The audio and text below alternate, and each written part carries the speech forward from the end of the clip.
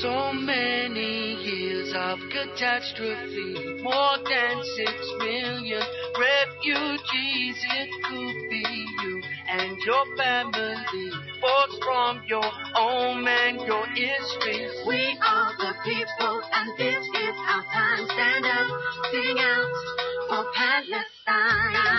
Hello, I'm your host, Kathleen Wells, and welcome to Palestine Today, a radio program dedicated to the news about Palestine. Joining me today from Gaza City in Gaza is British journalist and filmmaker Harry Fear. For the next hour, Harry and I will bring you the unfiltered truth. KCAA is a place where you can get that unfiltered truth. You can't get it anywhere else about the situation in Palestine. We will have interviews with Palestinians who live in the area. You can't get that anywhere else. Our weekly show is sponsored by the Washington Report on Middle East Affairs, Playgrounds for Palestine, and Mr. Henry Clifford. So, Harry, thank you for being my co-host. It's a pleasure to be back on, Kathleen. Really, I think today is going to be a very exciting program. I'm happy to be talking to you live from Gaza, from the besieged Gaza Strip. Let's go. Let's go. So tell me, you're in Gaza. What's the latest news from Palestine? Well, unfortunately, as always, there's really too many human rights abuses to detail largely, but some of the most grave ones I will go into detail now. Maysara Abu Hamdia was a Palestinian imprisoned in an Israeli gulag. He died from throat cancer on April the 2nd. Now, this is of significance. Why? Because for 2 weeks, Israeli and Palestinian officials had been talking about and trying to negotiate the release of Maysara. Israel denied. Now, this individual, Maysara, who was dying from throat cancer, and indeed did die, as I say, on April 2nd, was given totally inadequate medical treatment and drugs. And this has been very, very well documented now, journalistically speaking. People can research the case online. We'll provide articles in the YouTube video that archives this show. But the point here is it was a gross human rights violation. And as a result of this, there were various protests inside Israeli prisons and clashes in the West Bank, where Maysara was from. However, on April 2nd in the evening, another very significant incident took place, which we'll talk about in more detail in about 5 minutes, which is the two first Israeli airstrikes as ceasefire breaches. Now, we know since the end of November, when the war ended, the 8-day war, Israel's Operation Pillar of Cloud, there have been at least 100 Israeli breaches of the ceasefire, according to the ceasefire agreement and human rights organizations in Gaza. But this incident of two airstrikes taking place on the night of April 2nd, just before midnight, beginning April 3rd, these were the first aerial bombardment operations that Israel took place. And this really has changed, I think, the dynamic and the status of the Israel-Palestine violent situation here in Gaza. And we'll have a Palestinian talking about that momentarily. So what happened on April 3rd were there were clashes and protests inside Israeli prisons. There were widespread demonstrations across the West Bank, which Israeli occupation forces cracked down on, we can say quite objectively. There were two Palestinians killed, shot in the torso, bullets piercing their heart. Amer Nasser, 16 years old, and Naj Belbisi, I probably won't have done the name pronunciation justice, you'll have to excuse me, he was 18 years old, Naji. They're both from Tulkarem in the West Bank. Two Palestinians killed as a result of Israeli occupation force during these clashes and protests. Now, there were also well over 50 Palestinians injured, including journalists. Youth in the West Bank and across Palestine called for a third intifada as all of these incidences took place. Now, some news from Gaza. In the last few weeks, there have been protests of a peaceful nature, of an energetic and peaceful nature across Gaza,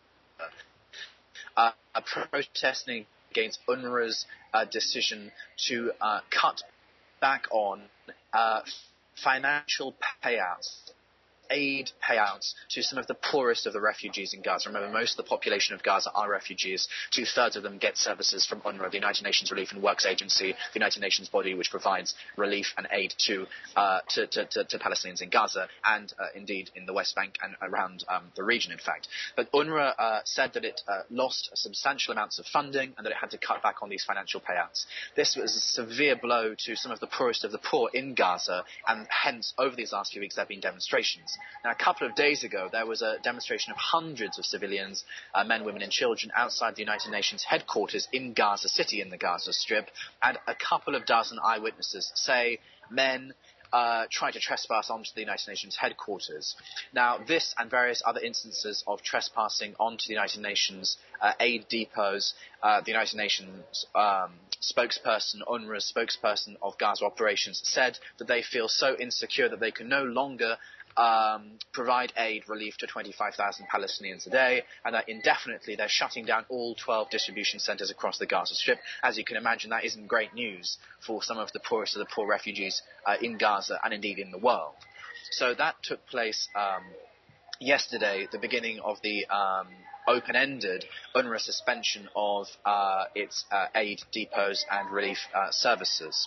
Now, tomorrow, April 7th, on a different piece of news, is the beginning, apparently, of Op Israel. This is the anonymous hacktivists group where they will deploy, apparently, elite hacktivist units to basically retaliate on Israeli cyberspace for Israel's occupation. They comment, Palestinians from Gaza to the West Bank continue to be attacked, raided, segregated, imprisoned and grossly mistreated in prison, while illegal Israeli settlements and Israeli land theft continues unchecked, even after a UN panel declared these settlements illegal.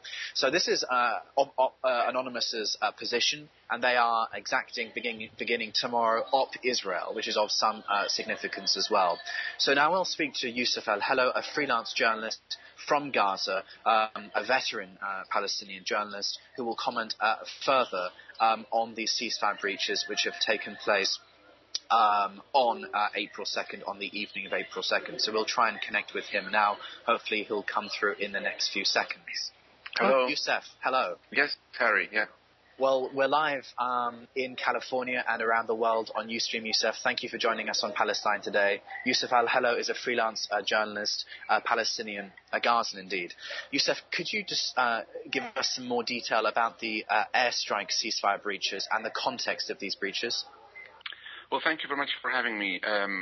Israeli warplanes carried out 2 airstrikes on early Wednesday, which were the first airstrike since the November ceasefire agreement. Now, the situation is calm, but Israeli officials have threatened that they will retaliate in case more rocket fire occurred from Gaza. Now, it seems that none of the groups claimed responsibility for the rocket fire, but Israel holds Hamas responsible for that rocket attack. Now, these developments happened as Palestinians across the occupied territories were protesting against the death of a political prisoner, Majdi Fathi, who died in Israeli custody. Yousef, everyone wants to know who started it. Why did Israel launch these airstrikes? If there was no one injured, why did it do so? What was the chronological context? Did Israel start an escalation in this respect? What was the context? Well, Israeli army sources said that a number of mortars were fired from Gaza. This is their claim. Now, none of the resistance groups in Gaza claimed any responsibility. Even Hamas ruled Gaza has denied any responsibility. So it's only Israel who says that rockets were fired from Gaza. So that's why they said they retaliated against these rocket attacks and said that they will not tolerate any more attacks from Gaza. But as a matter of fact, Palestinian groups in Gaza said that they will not stay idle in light of these violations against the Palestinian prisoners. And as a matter of fact, Israel has violated the truce many times, over 50 times since last November. And Israel wanted to shift or to divert the attention of the focus focus on the Palestinian prisoners in the West Bank to the borders on Gaza, because obviously the international community has been paying attention to the plight of prisoners, and Israel wants to shift this focus and say that Gazans are firing rockets into southern Israel. Can you just explain exactly why these resistance groups may fire rockets in retaliation for what's going on in the West Bank or in the Israeli prisons? How does that link up? Well, the groups here say that the West Bank is part of the occupied territories, and say that Israel should not exceed its limits. Now, they say that they are abiding by the truce that was reached under Egyptian mediation last November. But they said that all options are on the table in case Israel continues its violations to the truce. It's not the first time that Israel has violated the truce. The farmers, shooting farmers, restricting fishing zone, and also 4 people have been killed since the last November ceasefire, over 50 injured. So these 2 groups say that their hands are tied because they are abiding by the truce, but it seems that from time to time Israel is trying to blame these 2 groups, claiming that mortars were fired in order to justify an attack against Gaza. Is it possible to predict what's likely to happen in the next couple of weeks with regard to any violence from the groups or from Israel? Well, Egyptian sources said that they exchanged letters or statements between Israel and Hamas. Hamas asserted that it respects the truce, but also said that Egypt should intervene and put pressure on Israel to stop these violations. Well, it seems to me that this truce is, as a matter of fact, it's a fragile truce. It could collapse any moment. It is in the interest of both sides to maintain calm along the border.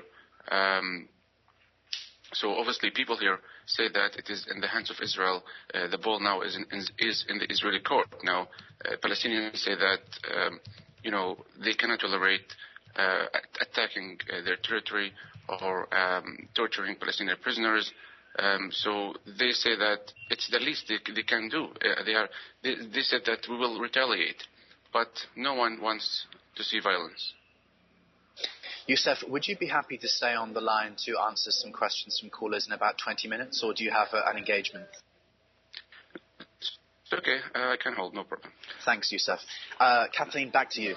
Okay, so why don't we take a break, and when we come back from the break, we'll open up the phone line. So if there anyone out, if any listeners would like to call in with questions for Yousef, who's in the West Bank. Is Yousef in the West Bank? In Gaza. Oh, you're in Gaza. If any of the listeners would like to call in with questions for Yousef, he's talking about breaches of the ceasefire that I'll give out the call-in number, and that's it's a toll-free number, 1-888-909-1050. We're going to take a break right now, and on the other side of the break, we'll open up the phone lines. Call in for questions to Yousef, who's talking about the breaches of the ceasefire, and he is in Gaza. And also, we've got my co-host, Harry Fear, in Gaza. We'll be right back. We are the people, and this is our time. Stand up, sing out. Can you smell the aroma of sweet, delicious fruit and flaky, melt-in-your-mouth crust? What is that? It's Cobblermania. Cobblermania is a specialty dessert company founded several years ago that sells delicious fruit cobblers that are baked daily and sweetened with diabetic-friendly agave. Agave, you ask? Yes. It's like sugar, but not sugar, and better than sugar. Cobblermania cobblers are sold at the Torrance, Hollywood, Culver City, San Dimas, Marina Del Rey Farmers Market. Also, apple and peach are sold daily at the Golden Bird in Los Angeles. You know Golden Bird that sells the fried chicken? At 83rd and Western, daily apple and peach cobblers. And yes, guess what? They're coming to the Pomona Fairplex Truck Fest. In fact, they're there right now, Thursdays from 5 p.m. to 9 p.m. at Gate 1. Some of the favorites: peach, apple, mango, blueberry peach, blackberry blackberry, apple, white, peach. If you go to the Pomona Truck Fest Gate 1 on Thursdays from 5 p.m. to 9 p.m. and mention me, Kathleen, you'll get something special. You don't want to miss it. I've had them. They're delicious.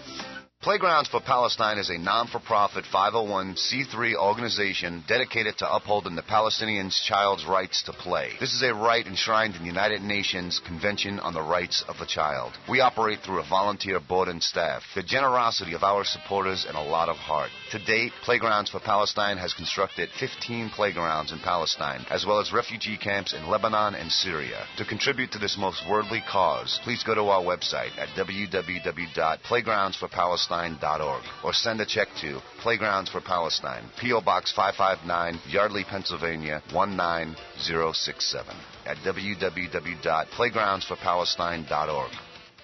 Are you fascinated by the Middle East, but worried that U.S. foreign policy may lead yet to another war? Do you care about civil rights? For the past 30 years, the Washington Report on Middle East Affairs has brought its readers the real news, minus the corporate media spin. Read about Palestinians trying to survive the world's largest occupation. Learn how your hard-earned tax dollars fund that illegal occupation. Find out how much your members of Congress has received from pro-Israel PACs, and much, much more. Visit the Washington Report's website, www.wrmea.org, or call 888-881-5861 to request a free sample copy. Better yet, subscribe. It's only $29 for 9 issues. Mention Palestine today and get a bonus gift. KCAA Radio, Loma Linda, where no listener is ever left behind. So many years of catastrophe, more than 6 million refugees. It could be you and your family, forced from your home and your history. We are the people, and this is our time. Stand up, sing out for Palestine. Welcome back to Palestine Today. I'm Kathleen Wells, your host, and my co-host is British journalist Harry Fear, who's in Gaza. Our guest today is Yousef, who is a journalist in Gaza with Al-Ija TV. Did I say that right, Yousef? Al-Ija and the Real News, yes. Oh, could you repeat that? I missed it. Could you repeat that? Yes, it's called Al-Ija, and also I'm reporting for the Real News. And you're also reporting for the Real News. And Yousef was just talking to us about the breaches of the ceasefire. And it looks like we have a call, but Rob isn't paying any attention to me. We have a call, but and I don't, why don't we take the call? What do you guys think? Let's do it. Yeah, let's do it. Hi. Hello? Who's calling? Hi, my name is David. I'm in Vancouver, Washington. Oh, hi, David. Do you have a question for Yousef? Yes, I do. It appears to me, Yousef, that, and to anyone watching the situation that's been ongoing now for a whole generation, that the Israelis continue to provoke. They continue to provoke. They continue to provoke. And then finally, when there is a limited response by people who have very little access to anything to respond with, the Israelis use that limited response to hammer the heck out of and murder as many people as possible in as short as period of time as possible to make their lives miserable. People who are imprisoned in Gaza. My question is, Yousef, how do you see this situation ever being resolved? Because now, there's talk of 2-state, 1-state, and now there's ever more talk about just maintaining status quo, that Israel will continue to murder people at will as they continue gobbling up more and more land in the West Bank, and eventually they will have it all. What is your response to that, or what is your answer for that, please? Okay, thank you, David. Thank you. Your response, Okay, please? Yes, well, I mean, as everybody knows that Israel was created on Palestinian lands in 1948, and ever since Israel has been continuing with its policy of ethnic cleansing of Palestinians, and even some call it genocidal wars through the continuing of, building illegal settlements, building the apartheid wall, setting roadblocks, confiscating more land. So obviously Israel has killed this two-state solution. It's not viable anymore. And Palestinians, a big number of Palestinians now, they are advocate for one-state solution, a secular state for all of its citizens, regardless of ethnicity or religion or background. So it seems that Israel does not want to see one territorial unit. That's why Israel has separated and isolated the Gaza Strip from the West Bank. We in Gaza, we are not allowed to go to the West Bank. Can you imagine this? So, Israel keeps claiming that Gaza is a hostile entity run by terrorists and so on. But as a matter of fact, not all Gazans are affiliated to Hamas. The vast majority of people who live in Gaza are independent people who, or maybe they are affiliated to different factions, but not Hamas. So, Israel keeps claiming that terrorism is in Gaza, Salafist jihadi groups, etc., etc. So Israel all the time gives the impression that people in Gaza are bad guys, etc. So I would think that the best solution for us is one secular state, because it's not going to work to states, because Israel has created de facto situation on the ground. So it's very difficult to predict what's going to happen, especially in light of the demographic growth. 1.7 million people in Gaza live in 364 square kilometer, and this number is growing day after day. So Israel is trying to push the population of Gaza to the Egyptian side, closed a number of crossings and squeezing Gazans to go to the Egyptian side. But the Palestinians, they understood this plot, and they said that they will not allow this to happen. Gaza, the West Bank, one territorial unit, and we should call for one state solution. Because obviously, even though the UN recognized Palestine as a non-member observer state, it's not going to work, because the U.S. has vetoed this, and Israel is not going to accept this. In the meantime, Israel wants a pure Jewish state. Even Hamas does not, support this one-state solution. But some people say that the only solution to pressure Israel to accept this is through the BDS campaign, boycott, divestment, sanctions. Yousef, I want to ask you a question. What is Hamas's position? Does it have a clear position, one, two states, or whatever? Well, once I talked to a Hamas official, he told me that he supports one-state solution, but he cannot say this in public. So obviously, Hamas's strategy, they want a Palestinian state on lands occupied in 1967, with Jerusalem as its capital. So this is their stance now. But from time to time, they keep changing their statements, saying that they want a pure Palestinian state. But recently they have took a moderate stance. They accepted a Palestinian state on lands occupied in 1967. Kathleen, over to you. Yeah, I want to clarify, and in fact, I think this is something that you had done, Harry, is clarify for listeners how we in the West characterize Hamas as a terrorist organization. In fact, I think the U.S. State Department has them characterized as a terrorist organization. However, the Palestinian people and other internationalists don't see Hamas as a terrorist organization. Can both you and Harry, Yousef, speak to that issue?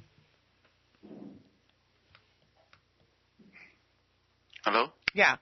Can you speak, Yousef? Can you speak to the issue that many Palestinians do not see Hamas as a terrorist organization, and also that there are many political and military organizations in Palestine? Does that make sense? Well, since Hamas took control of Gaza in mid-2007, the quartet, including Israel, they have declared Gaza a hostile entity and imposed a collective punishment, imposed a siege on Gaza, which is still going on here. So Hamas was democratically elected in January 2006. And 1 year later, they took control of Gaza. So Hamas is considered part of the Palestinian people, despite the fact there is a split that started in mid-2007. It is labeled by the U.S. or by some of the Western countries as a terrorist organization for not accepting the quartet's conditions, which are recognizing Israel and renouncing violence. Hamas says that the charter calls for resistance. They are resisting the Israeli occupation of Palestinian territories, and that's why they are labeled as terrorists. Well, when they say that we have the legitimate right to resist the Israeli occupation, because Israel is considered to have the fourth powerful army in the world, and Hamas using primitive methods to defend the Palestinian people. So, and even yesterday, I think they refused a U.S. offer to be engaged in the political arena to compromise or to recognize Israel and renounce violence, and they refused this. They said this is an American blackmailing. So that's why they're still being labeled as terrorists, and because Hamas rules Gaza, we, the Gazans, are being punished collectively. You're being punished collectively. And also, something that Harry made the distinction that there is a political arm to Hamas, and there's also a military arm, and that there are other organizations. I can't remember the name of them. I think it was something like PFP or something like that. But so talk to me. Yes, Hamas and Fatah are the two main political factions in the occupied territories. There are 11 Palestinian political movements or factions, and Hamas and Fatah are the two main factions. They are actually rival factions. Hamas has each of these political factions or resistance groups. They have a political side and military side. Hamas's military side called Al-Qassam Brigades, which is the military wing of Hamas, who are responsible for resisting, for firing rockets or etc., engaging in clashes with Israeli occupation forces. So yes, there are many organizations who are active, but since Hamas is in charge of Gaza, Hamas is under control here, and all of these groups agreed to abide by the truce. But from time to time, they say that they cannot take it anymore because Israel keeps provoking the Palestinians. But Hamas and these groups say that we will not give the Israeli occupation forces an excuse to attack Gaza and launch a new offensive against Gaza because they understand that Israel is not interested in maintaining the truce or the ceasefire. Kathleen, today I spent some time with Palestinian families in the New Zayrat refugee camp. And with one family, we were talking about the Al-Qassam Brigade, Hamas's military wing, and its resistance fighters, so to speak. And I was hearing about an incident of Israel killing some fighters. But I found it very striking. Why? Because the specific incident was of very young boys, 16, 17, 18, with their own privately bought weapons, yet still being members of supposedly the Al-Qassam Brigades, defending the borders of Gaza, defending Palestinian territory from Israeli military incursions, including Israeli soldiers being dressed as Palestinian civilians, incurring into Palestinian land, and then trying to assassinate members of the resistance groups. But what I understood was, largely from the Palestinian perspective, these are ordinary people just trying to defend the borders from Israeli incursions into Palestinian territory. In other words, defending the homes from Israeli soldiers coming in, etc. So it's a very striking self-defense objective, yet at the same time there's this kind of blackened image of just rockets and etc., where most of the operations are actually protecting Gaza, for example, from incursions, illegal or warlike or aggressive, violent incursions from happening. So, Harry, let me ask you, now that you're back in Gaza, you've been away for a while doing your world talking tour. Now that you're back in Gaza, give us your impressions as to the situation there. Well, as Yousef said, the situation is stable with regard to after the airstrikes and etc.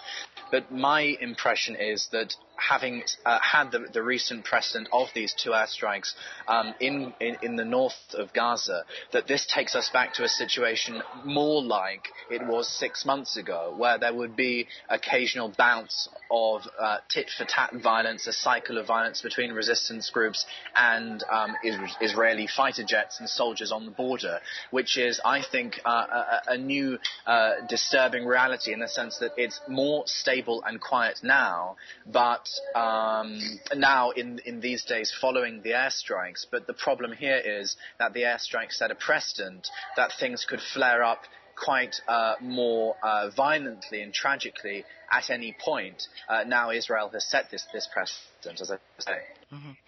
So, I would like to add something, Harry, here, is that Israel over the years have been saying that they wanted to regain the power of deterrence, and they launched wars, incursions, killed so many people. So they wanted to reach the point where they can carry out airstrikes, incursions without any reprisal or retaliation from the Palestinian side. And this is what Israel wanted to do, because they carried out the airstrikes. They continued to deny Palestinian political prisoners their adequate treatment. And they don't want the Palestinian side, especially from Gaza, to fire any single bullet. And unfortunately, Hamas said that they don't want the situation to escalate, but they cannot do anything because they are the weakest side here. And Israel, can justify its attacks by saying mortars fired from here or there. And no one knows the genuinity of these Israeli claims, because usually after the ceasefire, no groups usually claim any responsibility of this, and we are not sure if mortars or rockets were fired. Does Israel ever provide any evidence for this, videographic, satellite imagery, or anything like this? Well, a couple of times they said that they read some statements by Salafi groups on the internet. This is their evidence that they saw or read some statements by these groups. But we didn't see any videos, or we didn't see any press conferences. Usually when any military side carry out any attack or something, they usually hold a press conference or they issue a statement. And even though these groups claim responsibility, they are not known. So how can we trust these, the Israeli sources? Thanks, Yousef. Kathleen? Well, so, Yousef, I'm so delighted that you're taking the time to explain to American listeners your perspective, Palestinian perspective, because we never get that. So talk to me about the essential nature of this right of return. How is that crucial to Palestinians, that they have the right to return to the land? Well, the right of return is a sacred right. If you ask any Palestinian refugee or any descendant of a Palestinian refugee, they say that they will never relinquish the right of return. They want to return to their grandfathers' original homes and towns, from where they were driven out back in 1948 by Zionist gangs or militias. For example, my grandfather was forced to flee his homeland from a village called Kofach, about 15 kilometers to the east of Gaza. I would love even to go there for a visit. I'm not like going to, say I'm going to leave Gaza and live there, but at least, why we are denied the free movement. We cannot go to the West Bank, we cannot go to Jerusalem to pray, for example. And in each May, each year, Palestinians, they mark the Nakba, or the catastrophe, which is an annual commemoration to remember, the 500 villages and towns that were wiped off the map in 1948. And we hold exhibitions, different activities, events, with the participation of internationals, and this day is usually marked worldwide, not only inside the occupied territories. So it's very important for us. I mean, 2 occasions or 3 occasions are very important each year, which are the Nakba, the catastrophe, and the Land Day, which we marked on the 30th of this month, last March, and the Prisoners' Day. So yes, Palestinians, in each occasion they assert the right of return, and they even teach the love of their homelands and towns to their kids and children. And some of these refugees actually still in miserable conditions in refugee camps, and they still keep the keys and documents that prove their ownership to their houses that are abandoned now. And so obviously the Israeli side say that they will never allow the return of Palestinian refugees. And once they discussed this, and they said we can allow only a small number, a few thousands of these descendants refugees to return to the future Palestinian state, and who knows how long it's going to take for any solution to be reached. So it's very problematic, and Israel is buying time, and the international community is turning a blind eye to the suffering of the Palestinian people.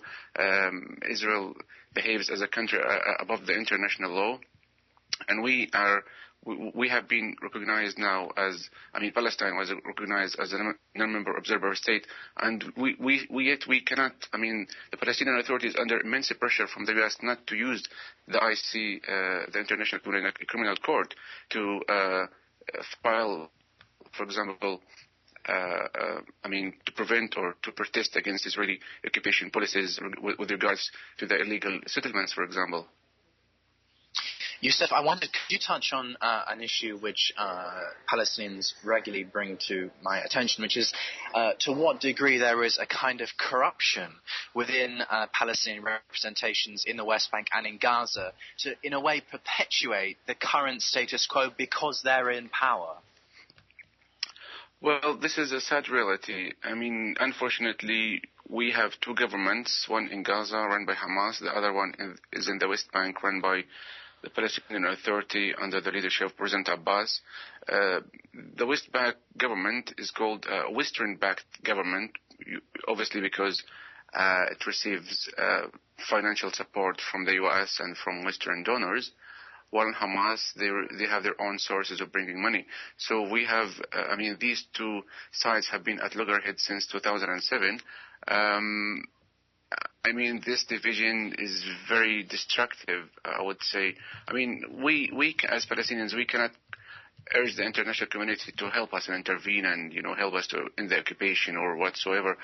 And we are divided. So it's very sad reality. And yes, there is corruption in both governments. People voted for Hamas because Fatah was corrupted. And now it's the same scenario. People are talking about corruption under the leadership of Hamas here. So, both sides, of course, they are under pressure from whether from the donor countries or from the regional countries whatsoever. So both sides are not working for the interest of the Palestinian people. People here are fed up. The ordinary people are fed up. They are calling on both leadership or both governments, sadly, or for the Palestinian Authority or for Hamas, to put the national interests of the Palestinian people above all factional and personal interests.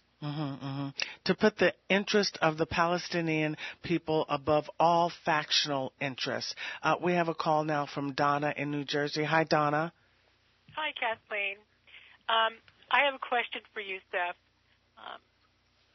First of all, I do want to say that, Yousef, you everything you've told us today is really eye-opening, I think, for the general public in the West. As you are probably aware, we don't get a lot of factual information here. I've had the advantage of actually visiting Gaza and seeing for myself what's going on. The issue of unity is something that a lot of Palestinians throughout the world, are very concerned with. Do you think that the corruption, for example, of the PA who is supported in part by the U.S. government through monies that are funneled in there. Do you think that that's purposeful on the United States part? In other words, what I'm saying is, as long as the PA is beholden to the U.S., they are not going to engage effectively for their people in general. Do you see a connection there? Well, my point of view is that any government that receives financial support from any party, then this receiver is actually under blackmailing. They're being extorted. So for some extent, I would say that some Western countries, or maybe the U.S., is not happy to see the Palestinian Authority is engaging in dialogue or reconciliation with Hamas, because Hamas is considered as a terrorist organization by the Western powers. So, yes, there is actually intervention, but we, the people, are against this intervention because we want our decision to be purely Palestinian decision. We should not allow any intervention or any blackmailing or extortion to our just cause. Fair enough, the Palestinian Authority cannot function without support, but in the same time, we shouldn't actually bow, and we shouldn't just fulfill what external forces tell us to do, then we should follow. No, this is not the case. So yes, you touched upon a very important issue here, which is the disunity. It's very, very destructive to our cause, and people here, they say, we shouldn't ask first for the international community to intervene while we are divided. But we cannot help it. People took to the streets to protest against this split. The local authorities in Gaza, they suppressed these people. It seems that the West Bank government is not really serious about reaching or making compromises. Now, Hamas here, they say that the PA is under American pressure, and I think it's a fact that the U.S. government or administration has threatened the PA to cut the financial support if they dare and sit down with Hamas. So yes, it's very complicated. Both sides accuse each other of being responsible for the delay of implementing the reconciliation deal, and people are paying the price, unfortunately. Yousef, as a journalist yourself, could you talk a little bit about the situation in Gaza for you working as a journalist? What level of freedom do you have to cover domestic human rights abuses? And also, I was speaking earlier to a Palestinian journalist who was working for an Israeli channel, causing a great deal of, if you like, informational subversion in Israel, trying to bring the Palestinian narrative to an Israeli audience. And I'm told that the Palestinian government in Gaza basically banned him from working for this Israeli channel because it was Israeli. Could you touch on these issues? Well, yes, as a Palestinian independent journalist, I have been working as a journalist since I came back from the UK after my education. I've been working since 2006 up to now for different international media outlets. Personally, I didn't come across of any restriction. I didn't receive any calls or any harassment from the local authorities, but I heard from my colleagues that they, are harassed, or they prevented, or they received. I think did we lose him? Yousef, are you still there? Oh, I think we lost him. Why don't we take a break, and let's see when we come back from the break if we can get him connected back.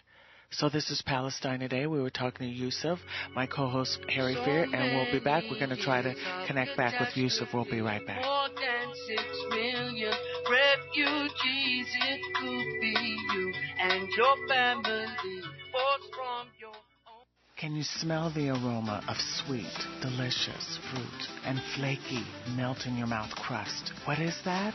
It's Cobblermania. Cobblermania is a specialty dessert company founded several years ago that sells delicious fruit cobblers that are baked daily and sweetened with diabetic-friendly agave. Agave, you ask? Yes, it's like sugar, but not sugar and better than sugar. Cobblermania cobblers are sold at the Torrance, Hollywood, Culver City, San Dimas, Marina Del Rey Farmers Market. Also, apple and peach are sold daily at the Golden Bird in Los Angeles. You know Golden Bird that sells the fried chicken? At 83rd and Western, daily apple and peach cobblers. And yes, guess what? They're coming to the Pomona Fairplex Truck Fest. In fact, they're there right now, Thursdays from 5 p.m. to 9 p.m. at Gate 1. Some of the favorites: peach, apple, mango, blueberry peach, blackberry, blackberry, apple, white peach. If you go to the Pomona Truck Fest Gate 1 on Thursdays from 5 p.m. to 9 p.m. and mention me, Kathleen, you'll get something special. You don't want to miss it. I've had them. They're delicious. Playgrounds for Palestine is a non-for-profit 501c3 organization dedicated to upholding the Palestinians' child's rights to play. This is a right enshrined in the United Nations Convention on the Rights of the Child. We operate through a volunteer board and staff, the generosity of our supporters, and a lot of heart. To date, Playgrounds for Palestine has constructed 15 playgrounds in Palestine, as well as refugee camps in Lebanon and Syria. To contribute to this most worldly cause, please go to our website at www.playgroundsforpalestine.org or send a check to Playgrounds for Palestine, P.O. Box 559, Yardley, Pennsylvania 19067 at www.playgroundsforpalestine.org. Are you fascinated by the Middle East, but worried that U.S. foreign policy may lead yet to another war? Do you care about civil rights? For the past 30 years, the Washington Report on Middle East Affairs has brought its readers the real news, minus the corporate media spin.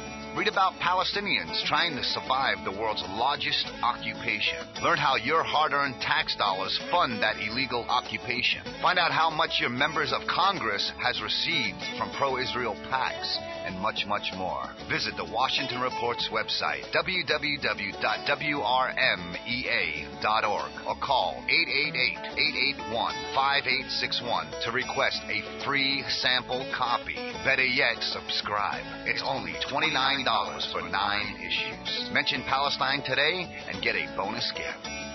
KCAA Radio, Loma Linda, where no listener is ever left behind. So many years of catastrophe, more than 6 million refugees. It could be you and your family, forced from your home and your histories. We are the people, and this is our time. Stand up, sing out for Palestine. Welcome back to Palestine Today. I'm Kathleen Wells. My co-host is British journalist Harry Fear, who is in Gaza, and we've got Yousef, who is also in Gaza, back on the line, and he was just talking to us about what exactly? I just lost it. Gee. Well, my mind went too much information. My mind went blank, literally. Okay, Yousef, can you remind me what we were talking about? Yeah, so I was talking about the freedom of expression in Gaza. I was talking, then the line disconnected because of power cuts. We have been suffering from power cuts for the past 6-7 years, unfortunately. So we rely on electrical generators or inverters. But I'm back now. So answering your question, Harry, I would say there are some restrictions on freedom of expression in Gaza. I mean, we cannot, as journalists, report on any story if it's sensitive, for example. We cannot criticize the government here because we will be under pressure or they will question us. But personally, to be honest, I didn't face any problem.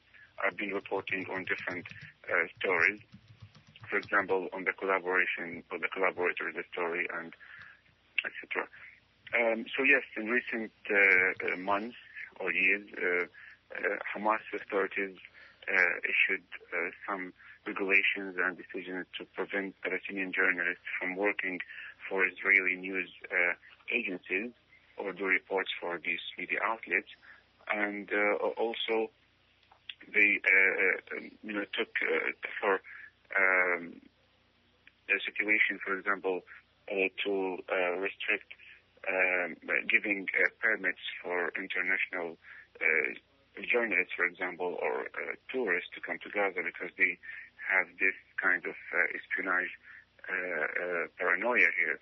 So yes, they from time to time they take tough stance on different issues related to the media here. So there is no full freedom of expression here. I would say even in the West Bank, journalists they cannot report freely. So this is the sad reality in the occupied territories. This just reminded me of the fact that in Israel it's got one of the lowest ranks in the world for journalistic freedom. Yousef, could you just talk a little bit about the inequality that exists in Gaza? It's something which always strikes me arriving here, that there are hundreds of thousands of people living in refugee camps. More than 60% of the population is at least vulnerable to food insecurity, according to the United Nations. Yet there are mansions, five-star hotels here. Could you touch on this? Yes, well, there's, diversity in Gaza. You have those people who still live in refugee camps, and those rich millionaires who live in high apartments and they own land and buildings and buy new cars. Now, since the siege came into effect in 2007, since it was tightened actually, people resorted to underground tunnels between Gaza and Egypt, and many of these tunnel owners, they have become millionaires. And most of these millionaires are affiliated to Hamas here.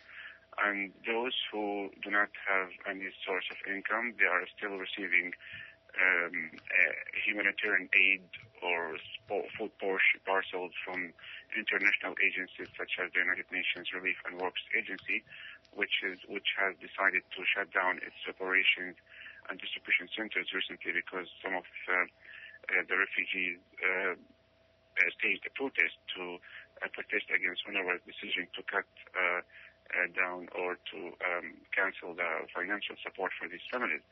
So, yes, when you come and visit Gaza, then you will be struck to see, this vibrant city of Gaza, and then when you go to the refugee camps, you see the misery, you see the asbestos houses covered with asbestos and narrow alleyways and children, playing in the streets amid the dust and rubbish. And so, yes, we have either in Gaza you have those rich people who are the upper class or the lower class. So, people are not given the chance to have a decent life. We have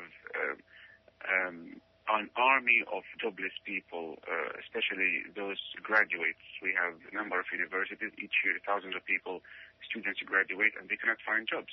And most of these young people, they either think of leaving Gaza to look for a better future, or they just work in any kind of job, just to earn a living. And some of them even they become vendors, sell vegetables, or for example, or whatever.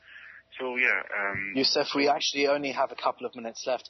I would like, if we could, to touch on your opinion about what internationals can do, if they should be doing anything, to help this human rights situation. Is there a part to play for internationals and the civil international society? You mentioned BDS earlier. Well, what's your position on this?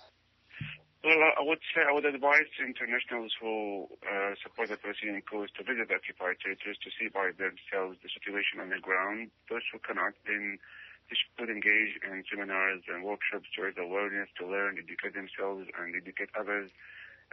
You have Palestinians who live in the States. I visited the States twice in the last 2 years, and there are so many people who support the Palestinian cause, and there are events being organized regularly. So those who are interested to learn about the Palestinian cause, then they should visit these Palestinian centers and take part and engage and reflect. So, and you have the internet, you have charities, so many things you can do, but most importantly is raising awareness about the root of the problem, which is the occupation of Palestinian land. Yousef, thank you. Yousef, let's see, we've got 2 more minutes left. We have a phone call, but we can't take it because we only have 2 more minutes, and I want to do some housekeeping. So can you call back next week, our caller? Call back next week. We'll definitely take your call. I want to thank Yousef for being our guest today. I'm very delighted to hear your perspective in Gaza and the point of view that we rarely hear here in the United States. So, Yousef, thank you for being a caller today. Harry, I want to thank you also. Do you have some closing thoughts? I just want to say again, thank you to Yousef. And, listening to Yousef describe everything so eloquently, I don't mean this in a patronizing way at all. But what I mean here is that it's almost surreal, actually, to know that what Yousef is saying is being broadcast in the United States, because it's so incongruous in comparison to what Western and American listeners and viewers normally hear and get to understand and get an insight into the Israel-Palestine conflict. And I think that's why this program is so important. And again, deeply thank you, Yousef, for participating today. Well, thank you very much for both of you for having me, and it's really a pleasure for me to talk to you and to talk to the American audience, and it's always a pleasure. Okay, thank you very much. This is Palestine Today. We've got 15 seconds, so I want to say thank you to everyone, Yousef, our callers, David and Donna, and to Harry. Thank you, and we'll join you. We'll be back next week with a fantastic show on Palestine. See you next week. Thank you, guys. Bye. We are the people, and this is our time. You're on board KCAA's Inland Talk Express. KCAA, Loma Linda, 1050 AM, the station that leaves no listener behind. From the KCAA Weather Center, I'm Chris Earl Phillips. For this afternoon, mostly clear and a low around 51. Tomorrow, sunny and a high of 76. Tomorrow night, patchy fog after 11. Otherwise, partly cloudy with a low around 51. On Monday, mostly sunny and a high of 71. Monday night, partly cloudy, low around 52. On Tuesday, sunny and a high of 77. Tuesday night, mostly clear, low around 51. On Wednesday, sunny with a high of 82. Wednesday night, mostly clear, low 53. That's your weather forecast for this hour from the station that leaves no listener behind. NBC News Radio, AM 1050 KCAA. This is the KCAA Community Calendar. Cal State San Bernardino will present their Arts and Music Festival May 17th from 4 p.m. to 9 p.m. Admission is free. The CSUSB Art Department will have demonstrations in painting, glass blowing, blacksmithing, ceramic wheel throwing, as well as open studios in the Graduate Studios VA 122. You can also enjoy the 3rd annual CSUSB Jazz Festival featuring Pancho Sanchez, Latin Society, the CSUSB Latin Jazz Ensemble, and Underground Music Society. Free Latin Jazz workshops will take place in the CSUSB Performing Arts Building from 2 to 4 p.m. You can also enjoy salsa dancing and a Bohemian Fest. That's the Cal State San Bernardino Arts and Music Festival, May 17th. Admission is free. Don't miss it on the campus of Cal State San Bernardino.